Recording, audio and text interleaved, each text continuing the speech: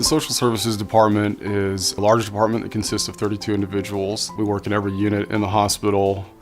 Our primary role is to assess, recommend, and then also facilitate or arrange discharge plans for each individual patient.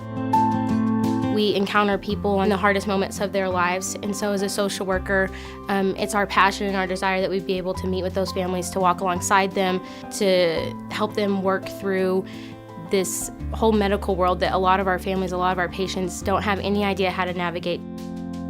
Yeah, releasing your loved one to the care of another facility, the care of nurses that you don't know, it's a hard decision to make, and they're not given a lot of time to do that. So we're there to help kind of guide them and just kind of hold their hand as they walk through that process. So when we meet patients, we try to get an idea of who they were before they come in. A lot of the factors that we talk about are what's the social side of healthcare. So what's going on at home, and we look at a number of systems within that patient's life. That initial assessment takes information to the rest of the health system and then also sets up other teams for success. We can formulate a better plan of care and a safe plan of care for the patients. So explaining what we do, discharge planning, how we do that, the task and the interviews and things. Why we do what we do is because we would hope that someone would help us if we ever found ourselves in that situation. 7 years ago, my grandmother, she came into the hospital. She wasn't feeling too great. She ended up having CHF and COPD, and she went downhill pretty quickly. Everybody came to me. The doctors came to me. My mom came to me. My sister came to me. Everybody came to me. What do we do? What do we do? And I felt like a big baby because I had all this experience doing all of this, and all of a sudden it was my decision to make. There was a social worker there that walked me through it, and the nurses too, but they walked me through it every step of it, every step of the way to the bitter end. And because of that, we were able to be there with her. She died with dignity because of that experience. And so it just hit me one day, wow, this is why I'm here.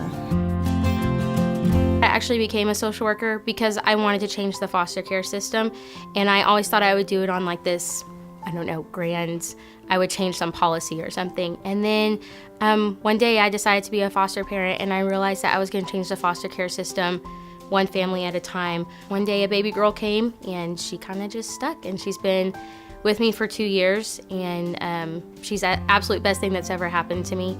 And as I continue to be a foster parent and continue to take different placements, I become aware of the fact that not only am I a social work as a job function, but I'm a social worker at heart and as a person, and my desire is in every area of my life to walk alongside people, to love them, and to challenge them to become the best that they can be. In working at UMC, I actually myself became a patient. I was diagnosed with testicular cancer June 5th, 2009. Learning what it's like to be a patient, you realize after the dust settles, everybody that was involved and what little things made a difference. It was the staff that I worked with in the social work department, recognizing that, you don't know what someone's going through, or even giving consideration to what they're going to go through.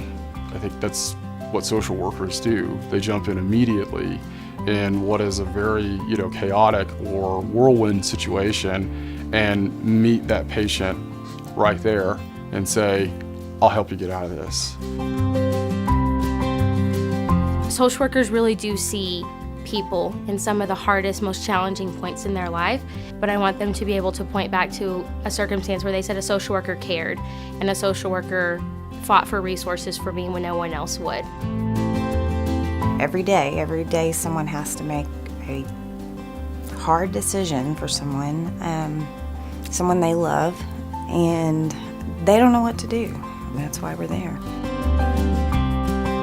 When someone loses their voice, in the sense of feeling like you don't have a voice, we're that voice. I think you just develop an understanding that there are people out there that it doesn't really matter why. You have to stand up for them, and you have to help them. That's why we have social workers.